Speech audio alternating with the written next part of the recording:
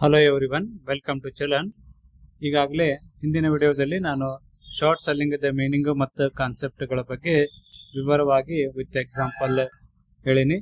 ಯಾರೆಲ್ಲ ಆ ವಿಡಿಯೋವನ್ನು ನೋಡಿಲ್ಲ ಆ ವಿಡಿಯೋವನ್ನು ನೋಡ್ರಿ. ಡಿಸ್ಕ್ರಿಪ್ಷನ್ದಲ್ಲಿ ಆ ವಿಡಿಯೋದ ಲಿಂಕ್ ಅನ್ನು ನಾನು ಹಾಕಿನಿ.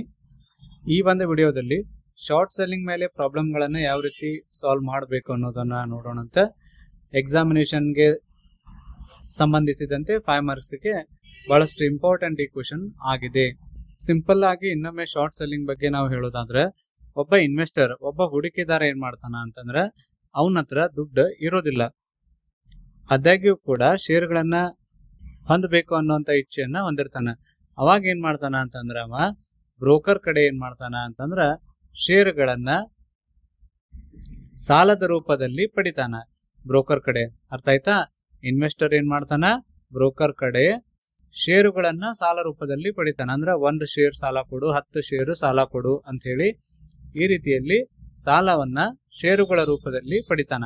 ಹಣದ ರೂಪದಲ್ಲಿ ಅಲ್ಲ, ಷೇರುಗಳ ನಂಬರ್ಗಳ ರೂಪದಲ್ಲಿ ಪಡೆಯೋದು. ಸಾಲ ಪಡೆದ್ಮೇಲೆ ಮುಂದ ಆ ಷೇರುಗಳನ್ನ ತಾನ ಇಟ್ಕೊಳಂಗಿಲ್ಲ, ಅವುಗಳನ್ನ ಬದಲಾಗಿ ಏನ್ ಮಾಡ್ತಾನ ಅಂತಂದ್ರ ಓಪನ್ ಮಾರ್ಕೆಟ್ ಒಳಗ ಮಾರಿಬಿಡ್ತಾನ. ಅವನ್ನ ಸಪೋಸ್ ಅವ ಏನ್ ಮಾಡಿದ, 500 ರೂಪಾಯಿಕ ಅವುಗಳನ್ನ ಮಾರ್ಕೆಟ್ ಒಳಗ ಮಾರಿದ್ಮೇಲೆ ನೆಕ್ಸ್ಟ್ ಅದ ಶೇರ್ ಅನ್ನ ವಾಪಸ್ ಮಾರ್ಕೆಟ್ ಒಳಗ ಖರೀದಿ ಮಾಡ್ತಾನ. ಫ್ಯೂಚರ್ ಒಳಗ 1 ತಿಂಗಳ 2 ತಿಂಗಳ ಅಥವಾ 6 ತಿಂಗಳ ಬಿಟ್ಟ ಮೇಲೆ ಅದ್ರ ಬೆಲೆ 400 ರೂಪಾಯಿ ಆಯ್ತು ಅಂತ ತಿಳ್ಕೊರಿ. ಅವಾಗ ಏನ್ ಮಾಡ್ತಾನ, ಓಪನ್ ಮಾರ್ಕೆಟ್ ಒಳಗ ಮತ್ತ ಅವನ್ನ ಖರೀದಿ ಮಾಡ್ತಾನ. ಎಷ್ಟು ಖರೀದಿ ಮಾಡಿದ್ನವ? 400 ರೂಪಾಯಿ ಖರೀದಿ ಮಾಡಿದ. ಈಗಾಗಲೇ ಮೊದಲು ಅವ ಮಾರಾಟ ಮಾಡುವಾಗ ಎಷ್ಟಕ್ಕೆ ಮಾರಿದ್ದ? 500 ರೂಪಾಯಿಕ ಮಾರಿದ್ದ. ನೆಕ್ಸ್ಟ್ ಏನ್ ಮಾಡ್ತಾನ ಅಂತಂದ್ರೆ ಇನ್ವೆಸ್ಟರ್ ಬ್ರೋಕರಿಗೆ ಶೇರ್ಗಳನ್ನ ವಾಪಸ್ ಕೊಡ್ತಾನ. ಎಷ್ಟು ಶೇರ್ ತಗೊಂಡಿದ್ದ? ಸಪೋಸ್ 1 ಶೇರ್ ಅವನ ಕಡೆ ಇಸ್ಕೊಂಡಿದ್ದ ಅಂದ್ರೆ 1 ಶೇರ್ ವಾಪಸ್ ಅವಂಗ ಕೊಡ್ತಾನ. ಈ ಎಲ್ಲಾ ಪ್ರೊಸೆಸ್ ಒಳಗೆ ಏನಾಗ್ತೈತಿ, ಅವಂಗ ಲಾಭ ಆಕೈತಿ 100 ರೂಪಾಯಿ. ಯಾಕಂದ್ರ ಮೊದಲ ಅವ ಮಾರಿದ ಬೆಲೆ ಏನು? 500 ರೂಪಾಯಿಕ. ಅವನ ಹತ್ರ ಏನು ಶೇರೇ ಇರ್ಲಿಲ್ಲ. ಅಂತದ್ರೊಳಗ 1 ಶೇರ್ ಸಾಲ ತಗೊಂಡು ಆ ಶೇರ್ ಅನ್ನ 500 ರೂಪಾಯಿಕ ಮಾರಿದ್ದ. ಹೊಳ್ಳೆ ಮಾರ್ಕೆಟ್ ಒಳಗ ತನಗ್ ಬೇಕಾದದ್ದೇನ 1 ಶೇರ್ ಅನ್ನ 400 ರೂಪಾಯಿಗೆ ತಗೊಂಡ. ಹೊಳ್ಳೆ ಬ್ರೋಕರಿಗೆ ಏನ್ ಮಾಡಿದಾರೆ, ಅವ ಬ್ರೋಕರಿಗೆ ಆ 1 ಶೇರ್ ಅನ್ನ ವಾಪಸ್ ಕೊಟ್ಟನವ. ನಂಬರ್ ದಲ್ಲಿ ವ್ಯವಹಾರ ಆಗಿರ್ತೈತಿ ಹೊರತು ಹಣದ ರೂಪದಲ್ಲಿ ವ್ಯವಹಾರ ಆಗಿರೋದಿಲ್ಲ. ಹಾಗಾಗಿ ಇನ್ವೆಸ್ಟರ್ಗೆ 100 ರೂಪಾಯಿ ಇಲ್ಲೇ ಲಾಭ ಆಕೈತಿ. ಇದಕ್ಕ ಶಾರ್ಟ್ ಸೆಲ್ಲಿಂಗ್ ಅಂತ ಕರಿತೀವಿ. ಒಂದು ಪ್ರಾಬ್ಲಮ್ ಅನ್ನ ನೋಡೋಣಂತ. KUD 2023 5 marks. Mister Gupta provides following information about is short selling. Market opening rate ₹200 per share. Market opening rate ಅಂತಂದ್ರ ಸೆಲ್ಲಿಂಗ್ ರೇಟು ಅಂತ ಅರ್ಥ ಇಲ್ಲಿ. Next margin account balance 2 lakh ಐತಿ. ಗುಪ್ತಾಸ್ ಮನಿ, ಗುಪ್ತಾನ ಹತ್ರ 50,000 ಮಾತ್ರ ಐತ್ರಿ. ಗುಪ್ತಾನ ಹತ್ರ 50,000 ರೂಪಾಯಿ ಮಾತ್ರ ಐತಿ. ಅದಾದ್ಮೇಲೆ ಉಳಿದಿರೋದು 1,50,000 ರೂಪಾಯಿನ ಏನ್ ಮಾಡ್ತಾನ, ಬ್ರೋಕರ್ ಕೊಡ್ತಾನ ಇವಂಗ.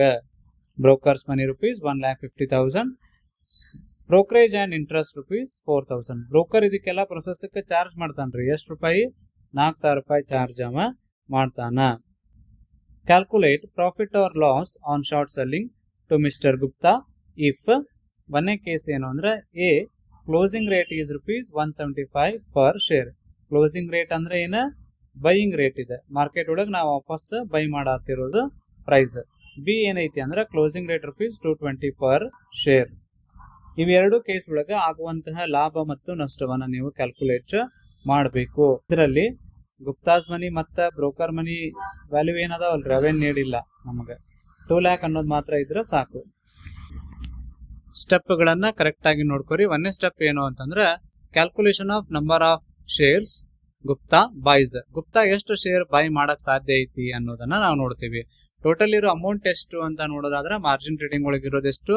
2 ಲಕ್ಷ. 2 ಲಕ್ಷ ಡಿವೈಡೆಡ್ ಬೈ ಅಂದ್ರೆ investment amount divided by opening rate ಮಾಡಬೇಕು. 2 lakh ಡಿವೈಡೆಡ್ ಬೈ 200.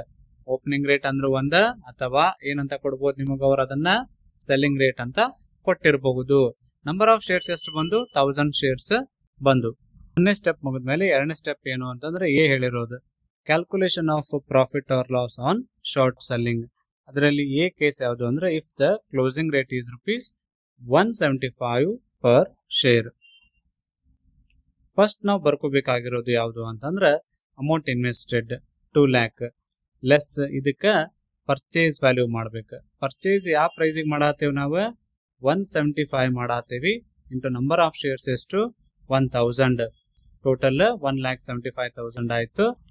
ಲೆಸ್ ಮಾಡಿದ್ರೆ ಬರೋದು ಗ್ರಾಸ್ ಪ್ರಾಫಿಟ್ ಎಷ್ಟು ಅಂತಂದ್ರೆ 25,000. ಈ 25,000 ಒಳಗೆ ನಾವು ಬ್ರೋಕರೇಜ್ ಮತ್ತೆ ಇಂಟ್ರೆಸ್ಟ್ ಅನ್ನ ಪೇ ಮಾಡಬೇಕು.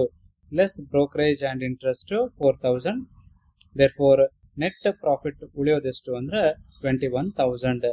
ಈ ಕೇಸ್ ಒಳಗೆ ನಮಗೆ 21,000 ಪ್ರಾಫಿಟ್ ಆಯ್ತು ಅಂತ ನಾವು ಕರಿತೀವಿ. ಸಿಮಿಲರ್ಲಿ ಬಿ ಕೇಸ್ ಒಳಗೆ ಇಫ್ ದ ಕ್ಲೋಸಿಂಗ್ ರೇಟ್ ಎಷ್ಟು 220 ಪರ್ ಶೇರ್. ಸೇಮ್ ಬರೀರಿ step. Amount invested 2 lakh less purchase value ಎಷ್ಟಕ್ಕೆ ಪರ್ಚೇಸ್ ಮಾಡತ್ತೀರಿ ನೀವು 220 ಮಾಡತ್ತೀರಿ 2,20,000. ಏನಾಯ್ತು ನಿಮಗಿಲ್ಲೇ ಲಾಸ್ ಆಯ್ತು. ಎಷ್ಟು ಲಾಸ್ ಆತ್ರಿ 20,000 ಲಾಸ್ ಆಯ್ತು ಶಾರ್ಟ್ ಸೆಲ್ಲಿಂಗ್ ಇಂದ. ಲೆಸ್ ಇದಕ್ಕೇನು ಬ್ರೋಕರೇಜ್ ಮತ್ತೆ ಇಂಟ್ರೆಸ್ಟ್ 4,000. 20 ಒಳಗಡೆ 4,000 ಮೈನಸ್ ಮಾಡಿ ಬರಿಬಾರ್ದು. ಎರಡು ಮೈನಸ್ ಒಳಗ ಅದಾವ. ಈಗ ಇದು ಲಾಸ್ 4,000 ರೂಪಾಯಿನೂ ಲಾಸ್ ಆಗಿದೆ.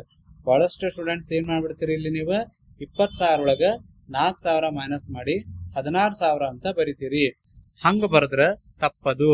ಅದಕ್ಕೆ ಬದಲಾಗಿ ಏನ್ ಮಾಡ್ಬೇಕು, ಎರಡು ಮೈನಸ್ ಒಳಗ ಇರೋದ್ರಿಂದ ಅದನ್ನ ಪ್ಲಸ್ ಮಾಡಿ ಲಾಸು ಎಷ್ಟಂತ ಬರಿಬೇಕ 24,000 ಅಂತ ನೀವು ಬರಿಬೇಕು. ಕನ್ಫ್ಯೂಷನ್ ಆಗಾಕ ಹೋಗ್ಬೇಡ್ರಿ. ಮಾರ್ಜಿನ್ ಟ್ರೇಡಿಂಗು ಮತ್ತು ಶಾರ್ಟ್ ಸೆಲ್ಲಿಂಗ್ ಎರಡು ಪ್ರಾಬ್ಲಮ್ಗಳು ಒಂದೇ ತರ ಇರ್ತಾವ, ಆದರೆ ಲೆಕ್ಕಗಳನ್ನ ಮಾಡುವಾಗ ವ್ಯತ್ಯಾಸಗಳು ಅದಾವ. ಅದಕ್ಕೆ ಎರಡೂದ್ರದ್ದು ಕೂಡ ಡಿಫ್ರೆನ್ಸಿಯೇಷನ್ ಅನ್ನ ನೋಡ್ಕೊಂಡು ಕ್ಯಾಲ್ಕುಲೇಷನ್ಸ್ ಮಾಡ್ರಿ. ಚಾನಲ್ ಅನ್ನ ಸಬ್ಸ್ಕ್ರೈಬ್ ಮಾಡಿ, ಶೇರ್ ಮಾಡಿ ಮತ್ತು ಲೈಕ್ ಮಾಡಿ. Thank you.